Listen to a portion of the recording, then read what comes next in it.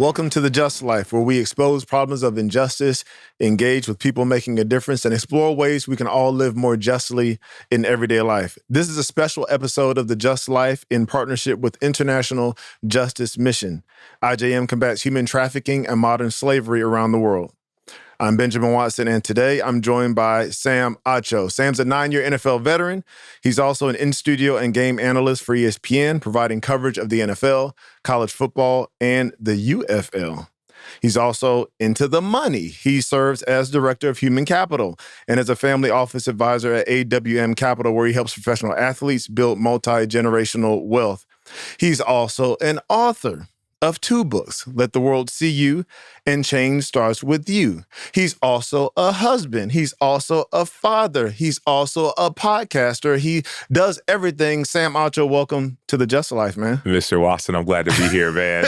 You talk about all the alsos, but you got more alsos than me. You got more books, more kids, been married longer. Hey, it's okay, man. It's not a competition, bro. Hey, man, it's not a competition. We're used to competing. So, I ain't gonna catch up. I ain't catching up with you on the kids. We are done. There's still time. We are glad. We are very happy with the 4 children that we have. And I mean, if we triple that, we'd be close to where you were at, but we're not there yet. So. Not true. Hey, man, the more the merrier. We are out of the game as well. Yeah. 7 is a number of completion and perfection. So we are at 7 and holding. But thank you for, number one, The Just Life, we're obviously partnering with IJM for this one, and specifically wanted to talk to you because of your relationship with IJM. You have been a supporter. You have gone on the field. Yeah. You have been a spokesperson. You have, engaged in a whole bunch of different ways when it comes to the issue of trafficking and modern slavery. So to start this conversation with you, number one, why did you feel like it was important for you to get involved? And perhaps, when did you get involved first with IJM? Because you played 9 years and now you're doing all the things. When did it first become something that you wanted to be involved with? So I first got involved with IJM probably year 6 or year 7. There's not doing that, but because they had an NFL PA externship. There was the different opportunities to be like a 3-week, extern, right, with a different company, 3 weeks or 4 weeks, whatever. And I've been wanting to do one of these externships, but usually it's like family and kids. And so I had family who was in DC. And so specifically I was looking, man, I'd love to do something in DC. And I'd heard about IJM and I'd been to some of the different events at NFLPA or whether it's, the Increase Conference. I'd heard about them, but had never really partnered. Well, one year I was just looking through the website and I saw DC and I saw IJM, and I was chatting with a friend of mine who was like, well, Sam, you care a lot about justice. You always said you have, and you always speak about it. Why not you partner with an organization that's similar to, that cares about things you care about? And so I did. It wasn't 3 weeks because I didn't have the time. I did like a 1 week or 10-day, it might have been 1 week externship with IJM in DC. And I figured, I'll go in, and do my thing and learn. And I left that week hooked. I left that week hooked because it's one thing to go to a church or go to an event or a conference and you hear someone speak about the work that they do. And it's like, yeah, I'll write a check or I'll sponsor a kid or things like that. It's a whole nother thing to see the humans that are putting not only their lives on the line, their time. Like they don't tell you the address of where IJM is because there's people that probably want ill will for them, but they're using their time, effort, and energy and their talent to go try to like literally end slavery, save lives, bring justice. And so by the end of that week, I was like, man, how do I sign up? Like we talked about money earlier, right? I sometimes organizations, I'm like, all right, you want me to write a check? Why am I here? Bro, like, I don't think I've written a bigger check to an organization after that. But I think there's this issue of alignment. And so a lot of times, a lot of things are thrown at you, especially as a professional athlete, great opportunities. I've always talked about the fact that, there's always a charity for something. It could be saving cats and or helping old ladies across the street, whatever it is. Everybody has a cause. And sometimes the most difficult thing to do is to align yourself with a specific cause that means something to you. And you talk about justice in a lot of different ways. I love the fact that you left there changed, but why did IJM align specifically with Sam Acho? Like, what was it about Sam, maybe your upbringing or faith, whatever it is, why did it align so perfectly with you? for whatever reason, growing up, like I didn't have a word for it, but justice was always kind of in my heart or in my mind or whatever. I remember there was on the playground, like in fifth grade or something like that. And there was this kid, I'm not gonna say his name, put him on blast, but he was bigger, taller, stronger than everybody else. And we were playing soccer on the little thing. And he kicked this ball right in somebody's face, right? And he's laughing, everybody's laughing. And he's kind of like pushing the guy. And I'm like, no, that's not gonna happen. And I kind of like, and I was one of the bigger kids too. And so I'm not I don't see myself as like an aggressive, quote unquote, generally speaking. But like I went up to this kid and like all of a sudden, boom, we're pushing, fighting. He's in a headlock. Because I'm like, you're not gonna. You say he's in a headlock. You put him in a headlock. I put him in a headlock. Okay, he somehow ended up in a headlock. You're with a victim blaming, like you put that man in a headlock. I put him in a headlock, but I just say that to say that there was something about like why are you picking on the little guy, right? Yeah. You're doing that to the littlest guy. You're laughing, you're joking. There's a situation too. So that's just from a visceral perspective of, hey, like there's another kid in our school named Chad who I don't know. There's something with his birth where he had to be on crutches. He couldn't walk. And so we'd be playing at the playground, and I was one of the bigger guys, better athletes, whatever. So usually I was voted captain, and I never wanted Chad to be picked last. Usually I'm picking him first on my team. So like little things like that, as far as like, man, like speaking up for those who can't speak up for themselves. Mm-hmm. But even more so, I remember being, I went to a predominantly white school. Actually, first started a predominantly black school in South Oak Cliff. Oak Cliff Bible Fellowship was a church I was at. In Dallas, Texas, yep. And there's a church called Oak Cliff Bible Fellowship, and South Oak Cliff was kind of predominantly, that church was a predominantly black church. My dad was pastoring there and helping out there and all the things. And I was going to the school there. Mm-hmm. And so like, boom, we go to school and it was great, right? We're singing Lift Every Voice and sing. We're learning about all the heroes. And I end up switching schools. To a predominantly white school. And it was just because like, hey, academically, whatever. But I would still go back like every Sunday and every Wednesday to South Oak Cliff in Dallas, Texas. It's a different neighborhood. Mm-hmm. And I'm seeing like one part of town, like it's this other school where it's like, man, you want to, there's like healthy food options. Mm-hmm. Something simple as that, that are affordable and all these things. And it's like, man, they're being promoted. And I go to the other side of town and it's like all this like junk food. Something as simple as like, hey, yeah, there's like selling us junk. And I'm like, why is one of these places not like the other? And so just a couple of different things as a kid where I'm like, what is missing? What is wrong? And so there was something that kind of was just like bubbling up at that age. This is like 5, 6, 7 years old. And fast forward 5th grade or so where I'm like, man, something's got to be done.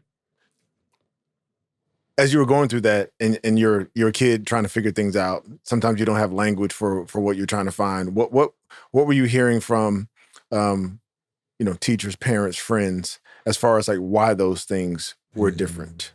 Mm-hmm.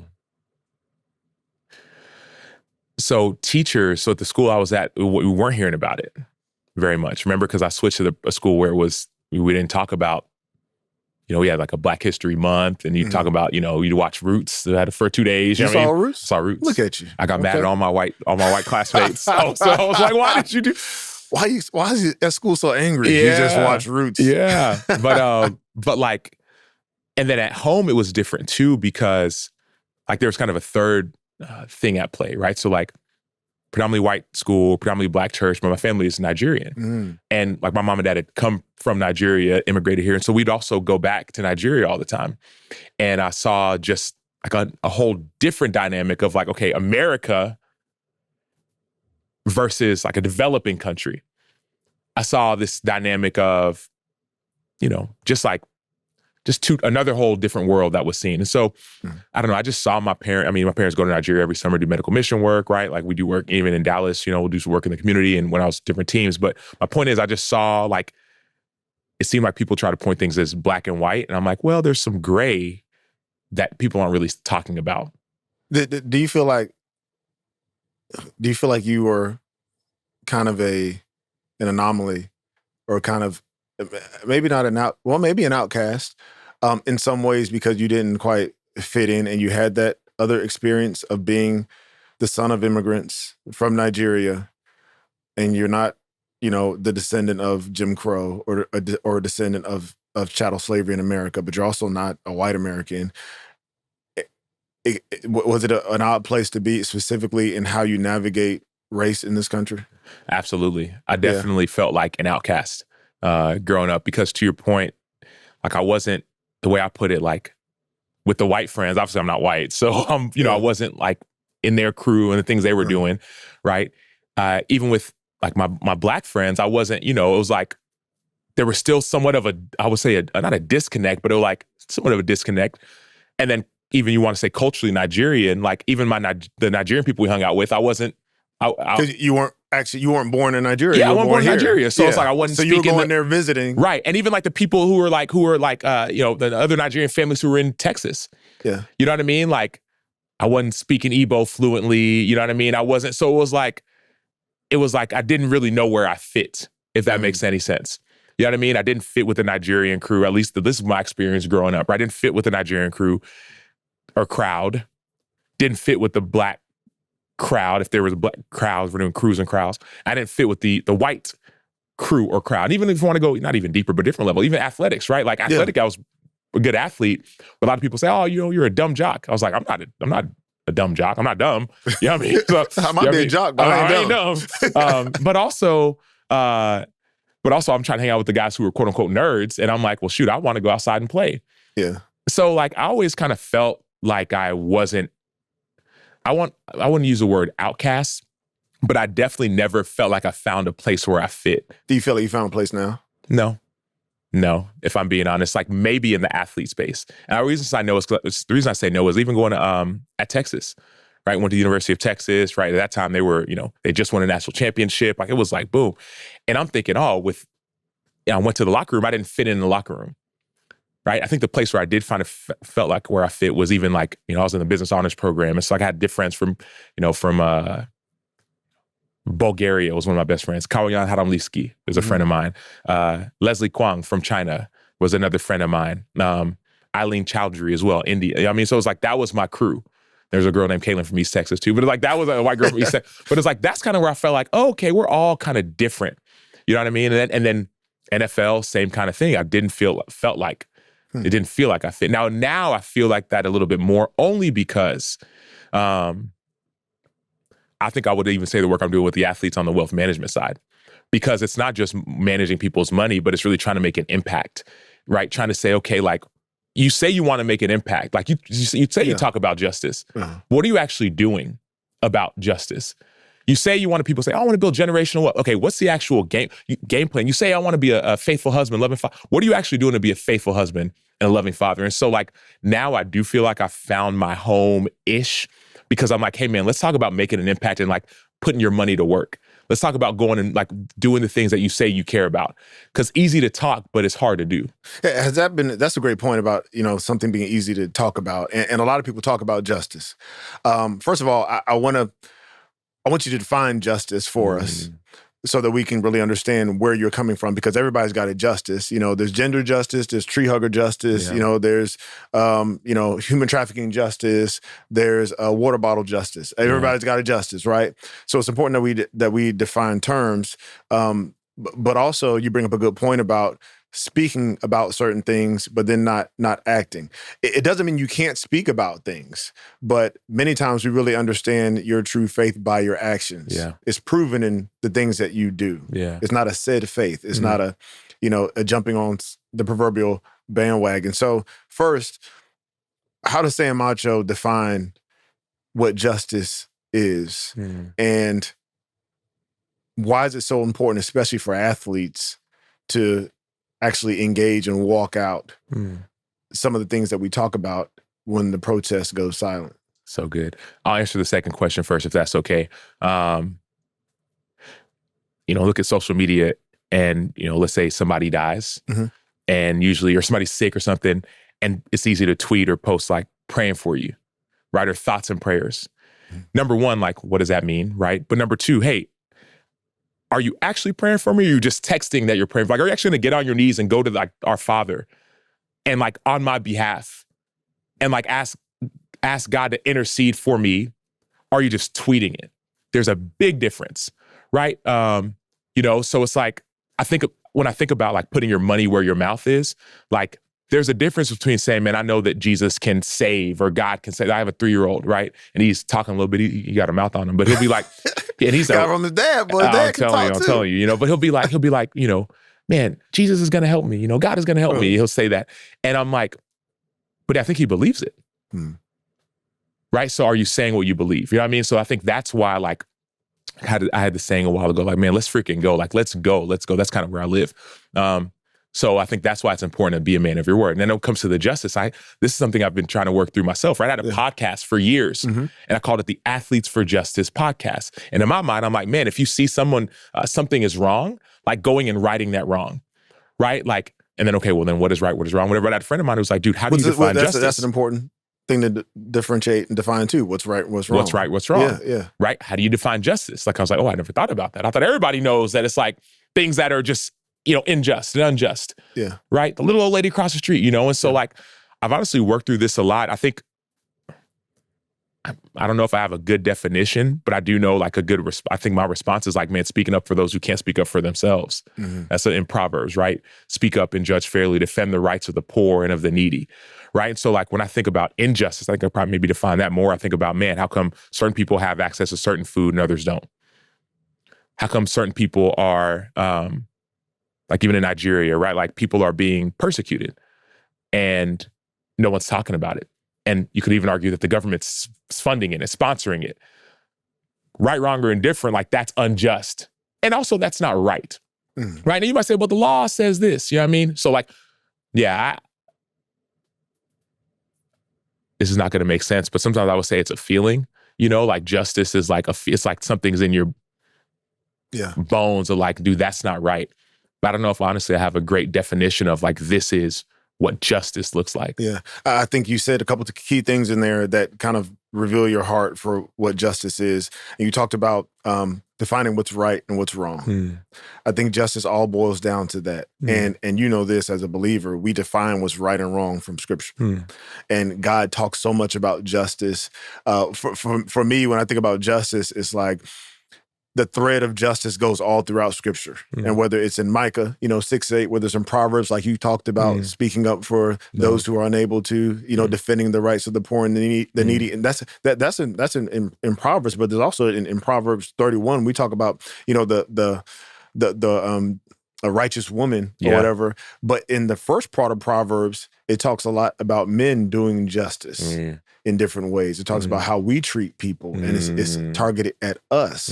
And so justice is also about who carries that out. And I think in your life, what I've seen from you, and I want you to talk a little bit about your experience with IJM as far as going on trips and those sorts of things. Justice is protecting those who deserve protection. It's punishing those who deserve punishment. And we talk so much about justice being a daily event. Like we talk about justice being something that we protest for and raise our fists for. No, that's part of it. We get angry when we see instances of injustice. But the other part of justice is daily living in a way that is equitable and fair so that we don't have to have those instances where we have to get together and organize and boycott and change laws because the laws were already just. Yeah. Can I say one thing? Please. During 2020, COVID, George Floyd is murdered, like all this is happening, Breonna Taylor, all this stuff is happening. And I remember there were some athletes who I got together with and like people were on edge, like ready to do something. Right? Like I will, it was like, man, I'll post a tweet at the president. I'll go and protest. I will go. And we were all ready, right?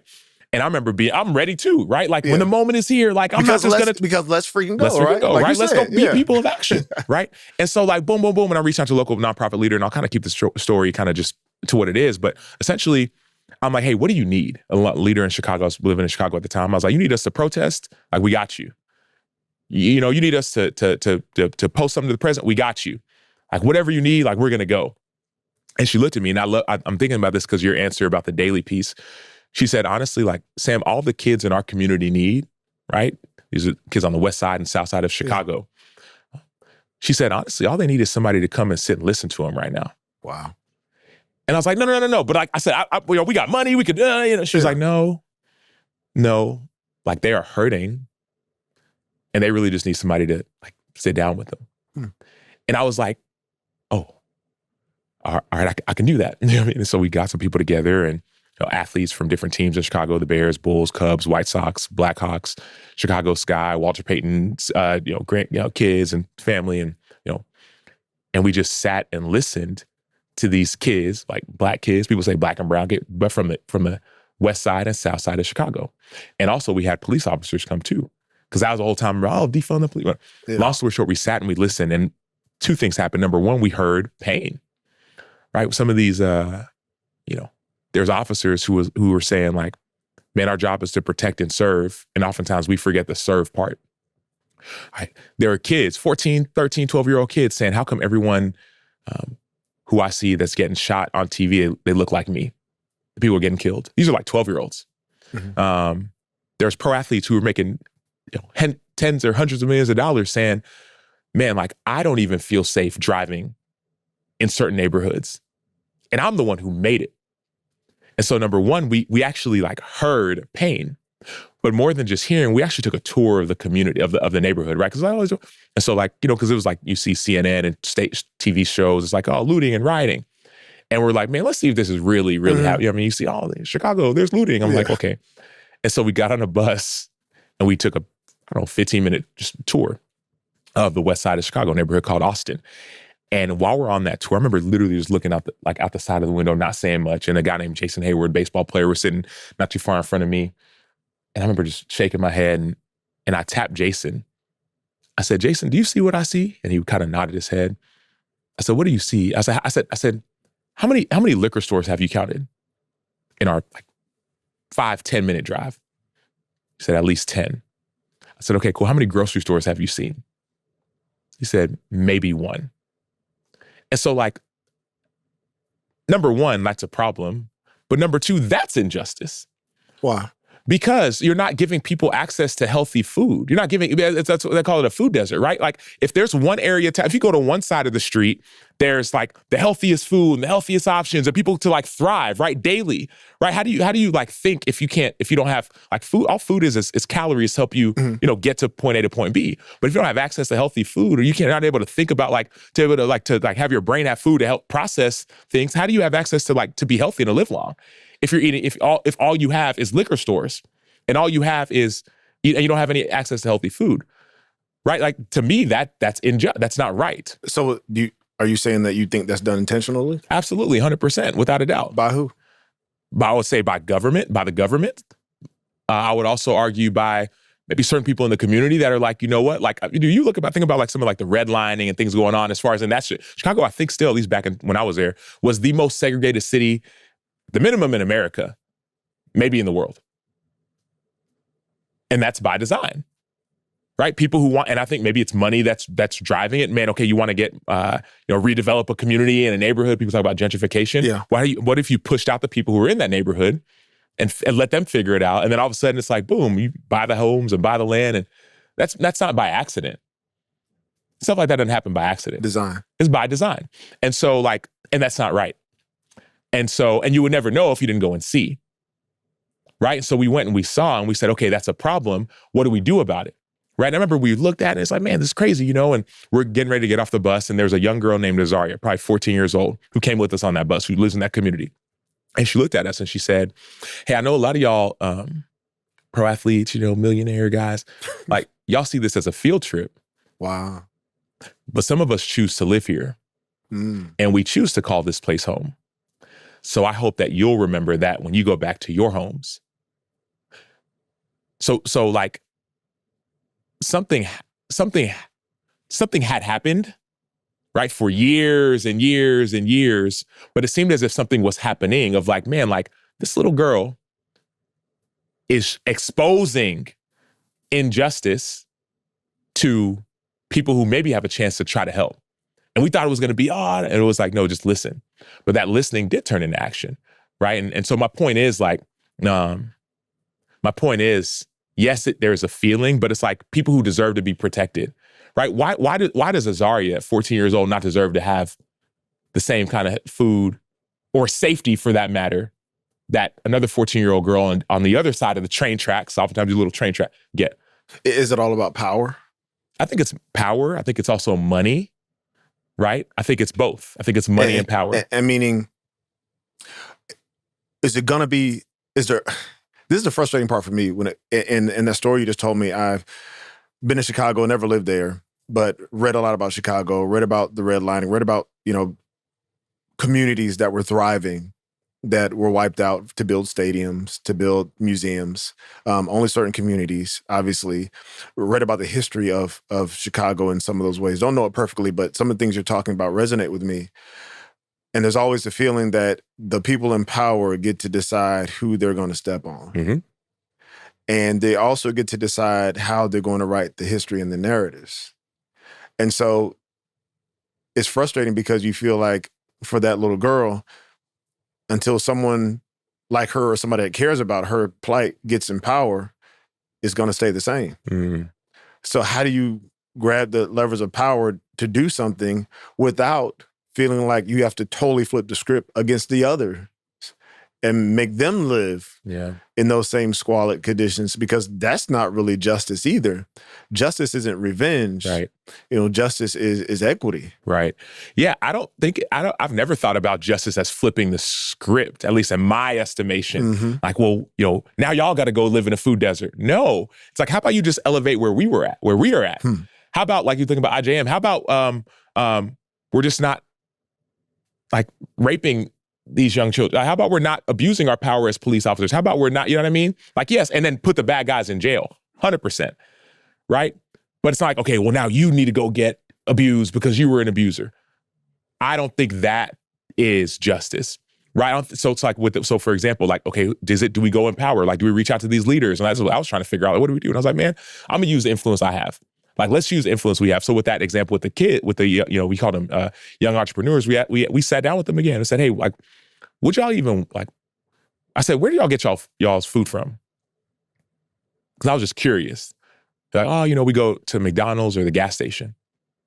I was like, yeah, McDonald's, like, I like everybody. I don't like. You like McDonald's? I don't like McDonald's. I ain't gonna lie to you. I haven't eaten it in many years. I ain't eat that junk in a long time. But I can understand the kid when I was a kid. Oh, McDonald's. If they want to sponsor the show, though. Hey, we love McDonald's. I'm loving it. But you're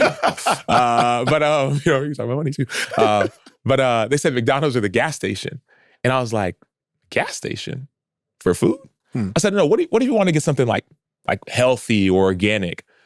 They're like, Sam, if we want something healthy or organic, we have to commute 45 minutes to the next city to get something healthy or organic.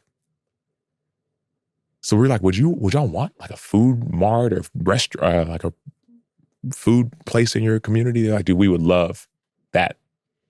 And so then all of a sudden these athletes with me and said, what can we do? So we were, trying to raise some money to try, we said, what if we bought a liquor store? Well, apparently people have been praying for 20 years, 2 decades, that liquor store would leave the community. Stop. For 2 decades. Wow.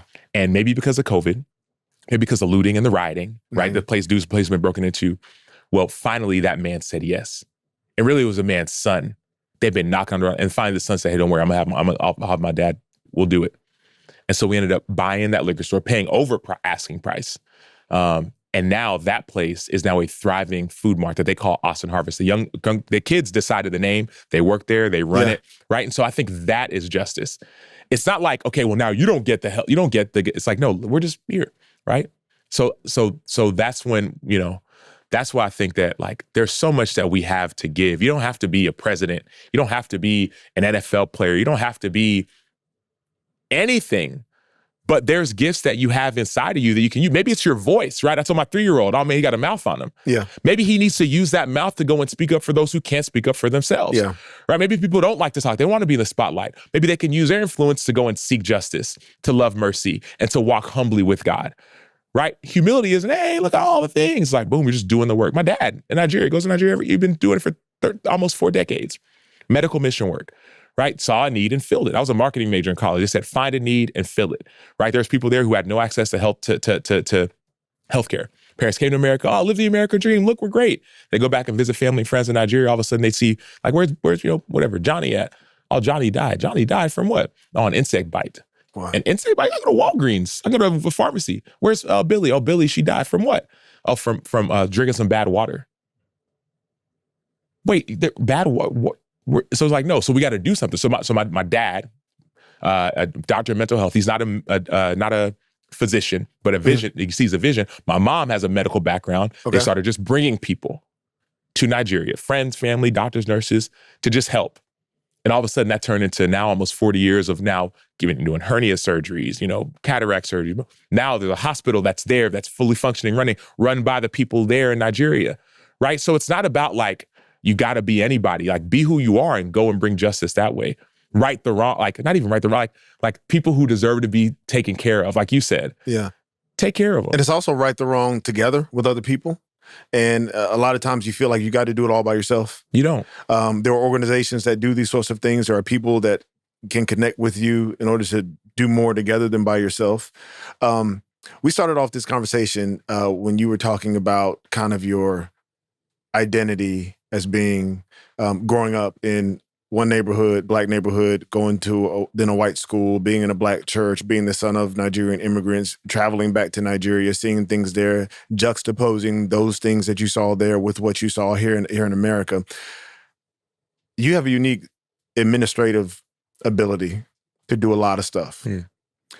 I've texted you before, like when I'm watching you on TV, and I've been like, I don't know how the heck you just went from, Big Ten football to the NFC South and remembered all those names and didn't mix them up.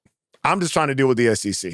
Like, Sam, I don't know how you did it, but you have a unique ability to do that. You also have a unique ability to manage a lot of different things and be involved in a lot of different places.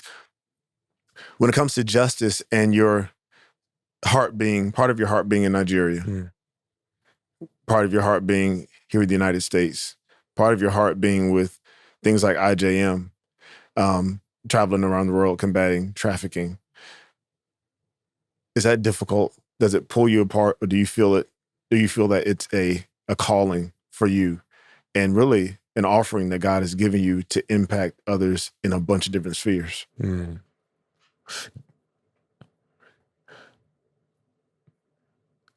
I would say that God has given me a grace to find the right thing at the right time, if that makes any sense, right? Like with IJM, was not looking for that by any means. Like I said, I was hoping just to be in DC with my family. And then it was like, boom. And I mean, that went into like, man, okay, how can I go to the field?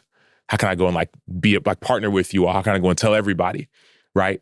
The season of life. And that's like, that was the, I had a friend who, let me just say the truth, right? Like I think about a vehicle, right? Like you might be going someplace, but there might be a different way to get there, right? You might be going after justice. Okay, I'm gonna drive my car, and then I might walk towards justice. Might get on my bike towards justice. I might take a plane towards that, but I'm still going in that direction, right? I might be like, people say, what do they say? Like, directionally right, but specifically wrong, or something like that. You know what I mean? Like, so it's like with the work we do in Nigeria, it's like, man, that's like my heart is in Nigeria. There's no, I don't know how to explain it, but it's there, right? My wife is from Nigeria, and she's like, bro, why you want to go? I was like, oh, she's like, I love it. She's like, I came here. You know what I mean? Like, you know what I mean? I love Nigeria, but also like love like Chicago. You know what I mean? Like my heart is with the Zaria and with the people at Austin Harvest and the By the Hand Club, like, right? Like my time with IJM, like the team at IJM, like I got a deep affinity towards that. And so like, I don't see it as difficult, but I think God has given me grace at seasons to find alignment. That was the thing about IJM. It was a lot. You said the word alignment, right? There's international. I love international. My best friends all from different countries, right? It's justice. I noticed that. That's right? why. I mean, it's justice. I couldn't define it earlier, but I feel like I can define it now, right? Yeah. And it's like, man, do it like go do the work. Love that, right? With Chicago, it was alignment. I'm people first, all right? It was the people. Right? It wasn't just like, oh, any general nonprofit. It was Donita Travis who leads this nonprofit. I got a chance to develop a relationship for 3, 4, 5 years. And I was like, hey, like, you're somebody I trust.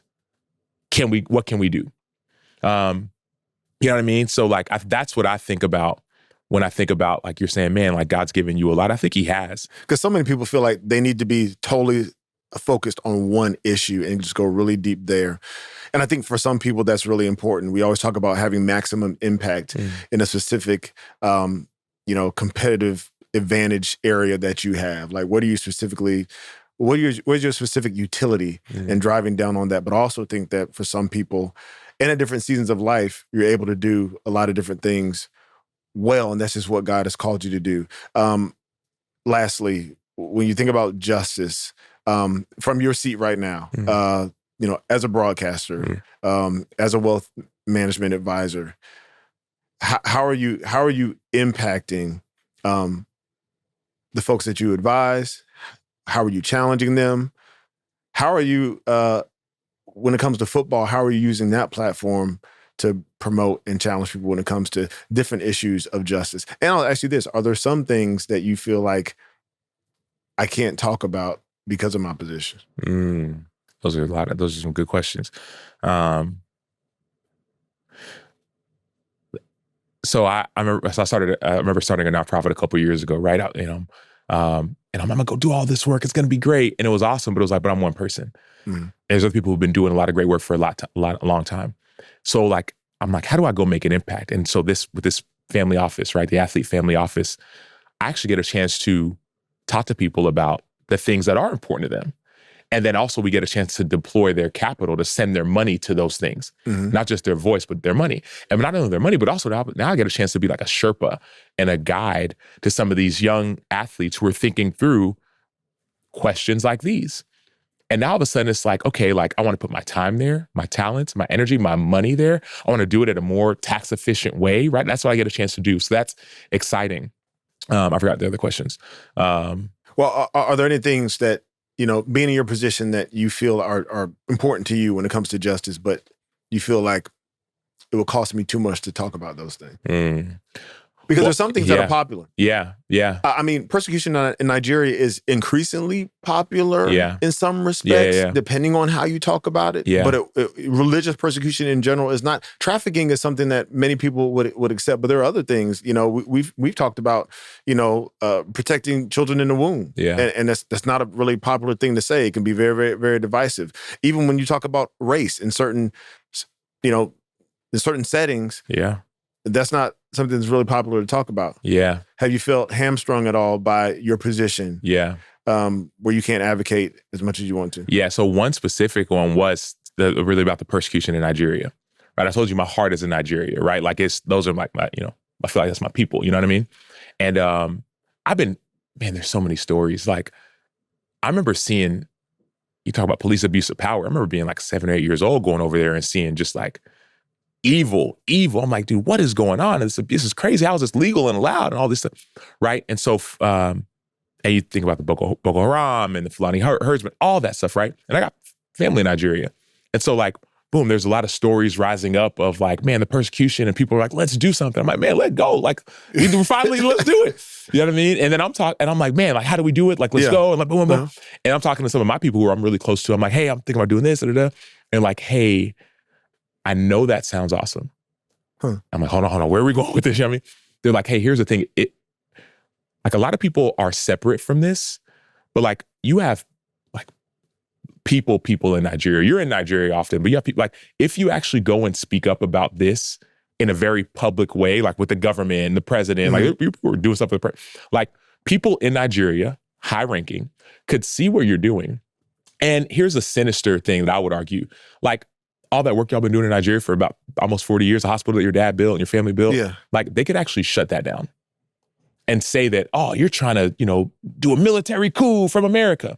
And think about, and I get you want to speak up, but like think about what that does for the hundreds of thousands, however many people y'all are serving in the hospital.